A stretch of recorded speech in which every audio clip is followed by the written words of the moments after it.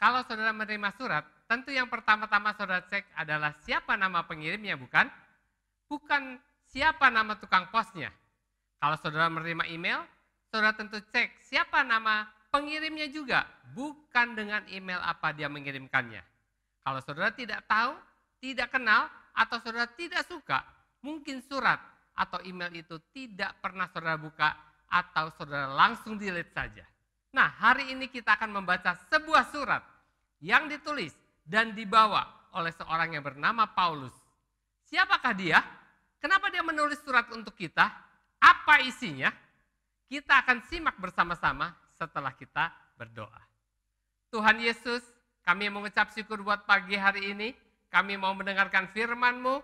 Engkau berbicara kepada setiap kami. Melalui hamba-Mu Paulus, kami buka hati kami untuk mendengarkan apa yang hendak Kau sampaikan kepada kami. Di dalam nama Tuhan Yesus kami berdoa. Amin.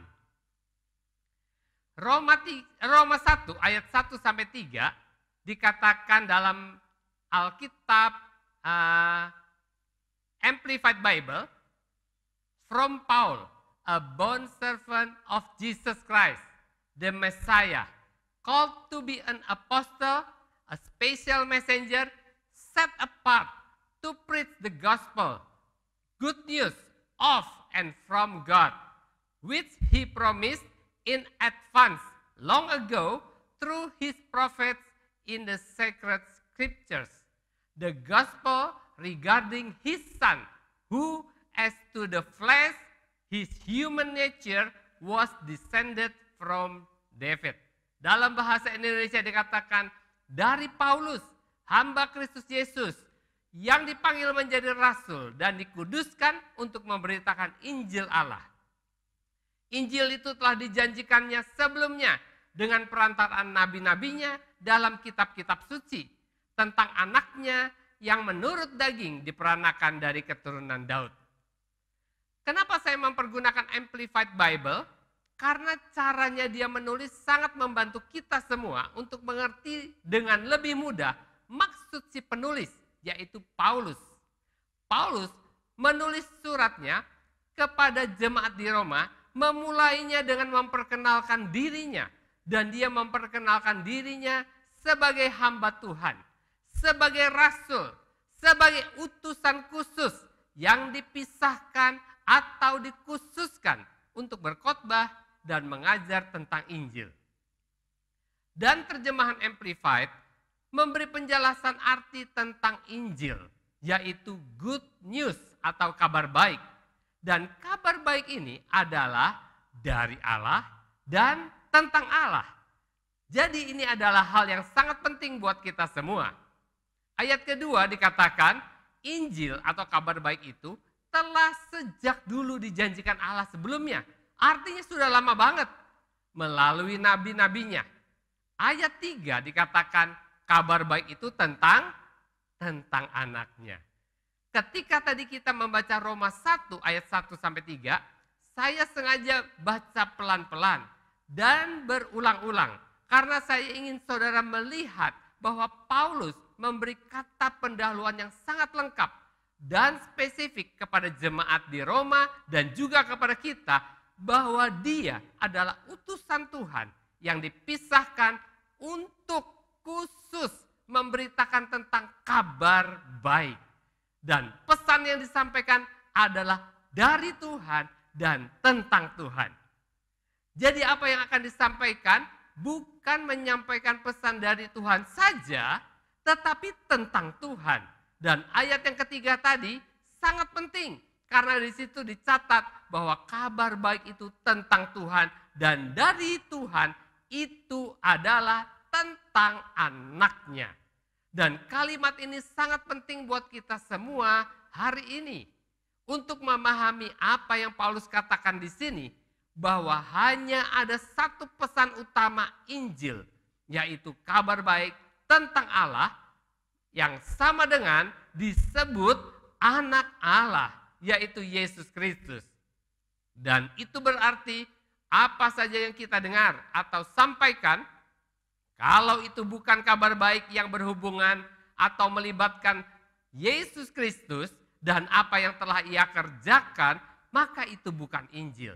Tidak peduli pendeta dari gereja mana saja, tidak peduli pendeta senior sekalipun, pendeta import atau lokal, mungkin yang disampaikan itu baik, benar, bijaksana, nasihat yang baik. Tapi kalau itu tidak ada hubungannya dengan Yesus dan apa yang telah selesai dia kerjakan di atas kayu salib dan isinya bukan kabar baik, itu bukan Injil. Dan ini kebenaran yang harus kita semua tahu dan mengerti. Dan gereja ada untuk menyampaikan berita Injil atau kabar baik. Dan bukan khotbah-khotbah motivasi. Dan hari ini kita akan belajar tentang intisari dari Injil bagian yang pertama dulu. Kalau kita bicara tentang intisari dari Injil, maka akan muncul banyak definisi. Saya sering berbicara dengan banyak orang tentang Injil. Dan setiap orang punya pendapat masing-masing. Apa inti dari Injil? Mungkin benar juga dalam hal-hal tertentu. Contoh, 1, Injil adalah pewahyuan tentang standar kekudusan Tuhan. 2, Injil adalah bagaimana membuat orang lebih baik. 3, mungkin orang bilang Injil adalah cara Tuhan mendidik kita tentang standar moral. Dan semuanya meskipun benar bahwa semua hal di atas dapat ditafsirkan dan dikutip dari Injil, itu bukan intisari Injil atau esensi Injil yang sebenarnya. Ada kesalahanpengertian yang besar di dalam memahami intisari dari Injil. Bukan hanya pada orang dunia, tetapi juga pada kebanyakan orang percaya. Tahu dari mana? Ini terbukti dari banyaknya orang percaya yang terus-menerus hidup di dalam penderitaan, rasa takut dan rasa bersalah. Saya tidak tahu pendapat saudara, tetapi dari pengalaman hidup saya, sejak saya menerima Yesus dan bertobat tahun 1988 dan melayani full time sejak tahun 2009, kebanyakan, tidak semua, tetapi sebagian besar orang percaya yang mendorong dan memotivasi mereka datang kepada Tuhan adalah karena rasa takut. Takut setan, takut miskin, takut mati, dan sebagainya. Dan rasa bersalah dan rasa berdosa. Dan sebagian orang percaya lain selalu mengharapkan mujizat demi mujizat supaya bisa survive dari problem yang mereka alami. Apakah salah berharap mujizat? Mujizatnya tidak salah. Tapi kalau saudara selalu butuh mujizat, berarti saudara sedang hidup di bawah standar kelimpahan yang Tuhan janjikan. Karena kebanyakan mujizat dibutuhkan waktu krisis sebagai alternatif paling akhir. Ya, ketika semua sudah tidak ada lagi jalan keluar. Orang Kristen seharusnya hidup senantiasa berkelimpahan dalam segala hal.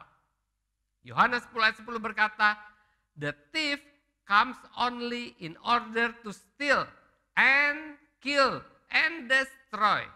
I came that they may have and enjoy life and have it in abundance to the full till it overflows." Tapi kebanyakan orang Kristen hidup di bawah standar yang Tuhan tulis di Yohanes 10 ayat 10 tadi. Ada 2 pertanyaan yang akan kita jawab hari ini.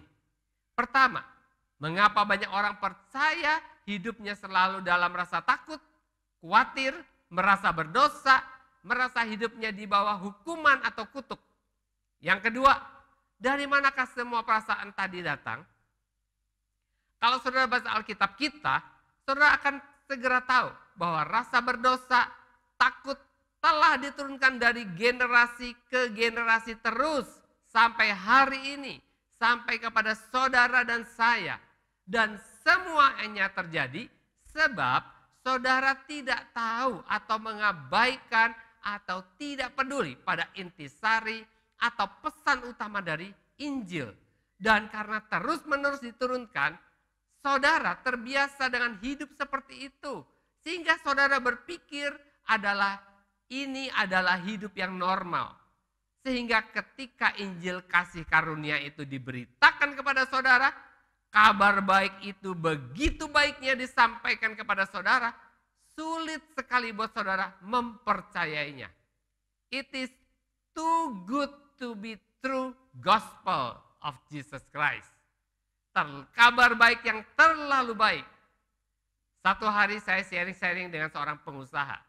Ketika saya ceritakan betapa mudahnya orang mendapatkan kepastian keselamatan, dia terkejut, dia kaget. Ya, semua orang pasti kaget karena terlalu mudah. Dia bilang kabar ini pasti salah, pasti sesat. Orang lain sudah sekuat tenaga, belum tentu berhasil. Bagaimana mungkin kita bisa dapatkan dengan mudah? Tapi itulah sebabnya disebut Injil. Untuk mempercayainya sulit sekali dan butuh pewahyuan khusus. Saudara pernah pergi ke Singapura? Kalau orang belum pernah pergi ke Singapura, dia tidak akan bisa membayangkan betapa bersihnya Singapura. Dimanapun dan kemanapun kita pergi, betul-betul bersih. Belum pernah saya lihat sampah berserakan di Singapura, belum pernah.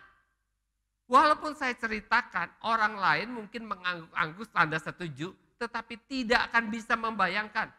Too good to be true. Kenapa kelas pemuritan dasar kekristenan begitu menarik?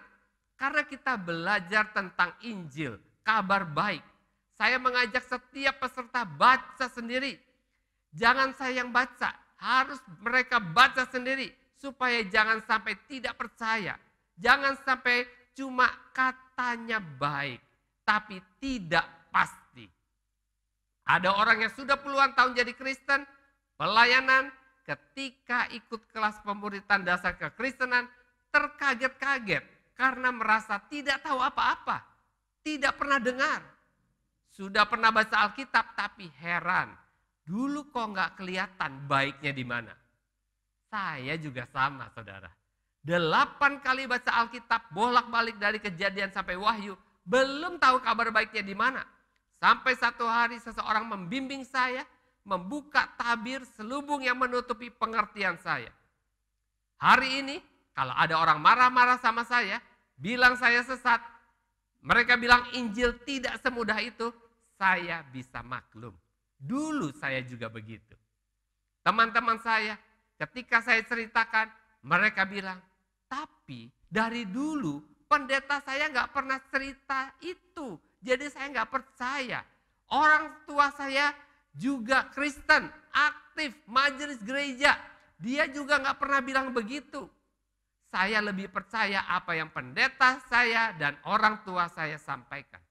Pertanyaannya buat saudara, kenapa saudara tidak lebih mempercayai Alkitab daripada pendeta, daripada orang tua? Ada banyak orang percaya dihantui oleh ketakutan dan rasa bersalah. Ketika saya sampaikan bahwa di dalam Yesus semua masalah dapat diselesaikan, dia lebih memilih dokter untuk menyelesaikan masalahnya. Di Amerika Serikat, lebih dari 50% orang minum obat antidepresi. Mengapa semua orang seperti ini? Orang-orang berkata, zaman ini berbeda dengan zaman dulu. Tekanan lebih besar. No, semua terjadi karena gereja tidak memberitakan kabar baik. Mereka semua datang ke gereja, tetapi gereja tidak memberitakan kabar baik, tetapi hukum Taurat tentang apa yang harus dilakukan dan apa yang tidak boleh dilakukan. Tidak ada bedanya dengan agama-agama lain. Injil atau kabar baik selalu memberikan pengharapan, memberikan semangat, membangkitkan iman, mendatangkan damai, sukacita, dan semuanya dikerjakan oleh Tuhan Yesus di dalam diri kita. Kalau Injil ini ada di dalam diri kita, maka dimanapun saudara berada, saya percaya setiap perkataan dan perbuatan saudara juga akan memberikan pengharapan dan memberikan semangat, membangkitkan iman, dan mendatangkan sukacita damai sejahtera. Dan semuanya dikerjakan oleh Tuhan Yesus di dalam diri kita. Kalau agama adalah usaha manusia untuk melakukan sesuatu untuk Tuhan. Tetapi kekristenan adalah usaha Tuhan untuk menolong manusia keluar dari semua masalah-masalahnya. Kalau begitu apa yang harus manusia kerjakan? Apa yang harus saudara dan saya kerjakan? Kita harus mempercayainya saja. Titik. Kekristenan adalah mempercayai atau mengandalkan Tuhan saja dalam segala hal. Bapak Ibu yang saya kasihi, hukum pertama dari hukum Taurat berkata, jangan ada padamu ilah lain di hadapanku.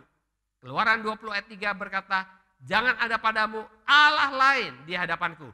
Yesaya 46 ayat 9 berkata, ingatlah hal-hal yang dahulu sejak purbakala, bahwa hanya akulah Allah dan tidak ada yang lain.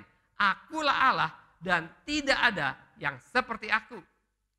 Tuhan tidak suka kita menyembah Allah lain atau berhala. Saudara tahu arti berhala? Berhala bahasa Inggrisnya idol. Artinya false image atau gambaran yang salah tentang Allah. Jadi bukan hanya patung, tetapi gambaran yang salah tentang Tuhan juga berhala. Artinya kita menyembah Tuhan yang salah, Tuhan yang palsu. Kalau kita orang Kristen menyembah Tuhan Yesus, tetapi kalau Tuhan Yesus yang kita sembah tidak sama, tidak seperti yang ditulis di Alkitab, maka sebenarnya kita sedang menyembah berhala yang namanya Tuhan Yesus. Setan ingin kita, orang percaya, menyembah Allah yang lain. Itulah sebabnya setan berusaha mengacaukan gambaran tentang Allah. Galatia 1 ayat 6 berkata, aku heran bahwa kamu begitu lekas berbalik daripada Dia yang oleh kasih karunia Kristus telah memanggil kamu dan mengikuti Injil lain yang sebenarnya bukan Injil. Hanya ada orang yang mengacaukan kamu dan yang bermaksud untuk memutarbalikan Injil Kristus. Tetapi sekalipun kami atau seorang malaikat dari surga yang memberitakan kepada kamu suatu Injil yang berbeda dengan Injil yang telah kami beritakan kepadamu, terkutuklah dia. Itu sebabnya banyak orang Kristen yang hidupnya tetap kacau, tidak mengalami perubahan karakter, karena mereka menyembah berhala yang namanya Tuhan Yesus. Karena mereka tidak mengenal Tuhan Yesus yang sesungguhnya, mereka menciptakan sendiri Tuhan Yesus yang berbeda, karena mereka tidak mengenal Injil yang sebenarnya, Injil kasih karunia Allah. Bagaimanakah Tuhan Yesus yang asli, yang bukan buatan manusia? Di Alkitab, di dalam Wahyu 4 ayat 6 sampai 8, tidak saya baca karena waktu kita tidak cukup. Di sana dituliskan ada 4 makhluk kerubim yang memiliki 6 sayap, yang seluruhnya atas, bawah, depan, belakang penuh dengan mata. Untuk apa mata banyak-banyak ya? Untuk apa? Ya untuk melihat. Makhluk tersebut diciptakan untuk melihat. Apa yang dilihat? Kalau kita baca, keempat makhluk itu bisa melihat seluruh kemuliaan Tuhan. Dan makhluk itu tersebut sekali melihat langsung tersungkur. Kudus, kudus, kuduslah Tuhan. Apa nggak capek dan bosan? Ternyata kalau mereka melihat, setiap kali mereka melihat kemuliaan Tuhan, kasih, kuasa dan kebaikan Tuhan, mereka semakin hari semakin kagum kepada Tuhan. Sehingga tidak bisa tidak mereka tersungkur dan memuji Tuhan. Tetapi seringkali kita tidak terpesona oleh Tuhan. Malah kalau kelihatan baik kita bilang, masa Tuhan sebaik itu? Kita nggak percaya. Too good to be true. Dan keempat makhluk itu adalah keempat kitab pertama dari Perjanjian Baru. Matius menggambarkan Yesus singa, Raja Yehuda. Markus menggambarkan Yesus sebagai lembu sapi jantan, menggambarkan Yesus sebagai hamba. Lukas menggambarkan Yesus sebagai anak manusia atau juru selamat. Yohanes menggambarkan Yesus sebagai Raja Wali atau anak Allah. Yohanes 14 ayat 6 berkata, kata Yesus kepadanya, akulah jalan dan kebenaran dan hidup. Tidak ada seorang pun yang datang kepada Bapa kalau tidak melalui aku. Ayat 9 berkata, kata Yesus kepadanya, telah sekian lama aku bersama-sama kamu Filipus, namun kau tidak mengenal aku. Barang siapa telah melihat aku, ia telah melihat Bapa. Bagaimana engkau berkata, tunjukkanlah Bapa itu kepada kami? Yohanes 14 ayat 6 berkata, tidak seorang pun bisa mengenal atau tahu Bapa kalau tidak mengenal Yesus. Dari Yohanes 14 ayat ke-9, siapa yang pernah melihat Tuhan Yesus? Siapa? Gambarnya bagus atau jelek? Tentu maksud Tuhan bukan gambarnya. Tapi kalau saudara bisa membaca di keempat Injil tentang sifat Yesus, ilustrasi-ilustrasinya, bagaimana dia memperlakukan orang berdosa, melakukan mujizat. Dari Injil tersebut, saudara bisa melihat sifat dan karakter Allah yang sesungguhnya. Walaupun saudara belum pernah melihat dan berkenalan dengan Tuhan secara langsung, tidak ada Allah agama lain yang Allahnya menyatakan kepribadiannya dengan begitu jelas. Sehingga kita tidak perlu mengira-ngira atau menebak-nebak. Yohanes 1 ayat 18 berkata, tidak seorang pun yang pernah melihat Allah, tetapi anak tunggal Allah yang ada di pangkuan Bapa, dialah yang menyatakannya.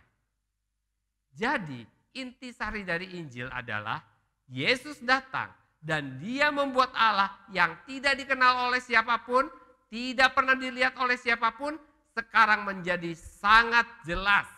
Sehingga orang tidak lagi salah menggambarkan Allah. Tidak salah membayangkan Allah. Saya belum pernah ke Israel.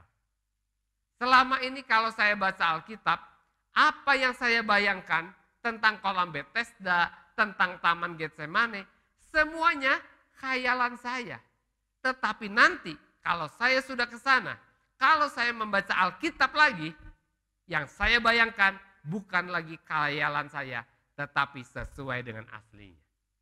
Ayo kita baca Alkitab dengan serius. Manfaatkan aplikasi ibadah harian. Jangan sembah Yesus yang sesuai dengan khayalan kita. Itu Yesus palsu. Temukan figur Allah yang benar melalui pribadi Tuhan Yesus yang benar di perjanjian baru. Dia bukan Santa Claus. Santa Claus hanya memberi hadiah kalau saudara berbuat baik dan menghukum saudara kalau saudara nakal. Tuhan Yesus yang asli, dia mati ketika saudara masih berdosa. Tuhan Yesus yang asli mati bukan hanya untuk menebus dosa orang Kristen. Dia menanggung dan membayar hutang dosa seisi dunia.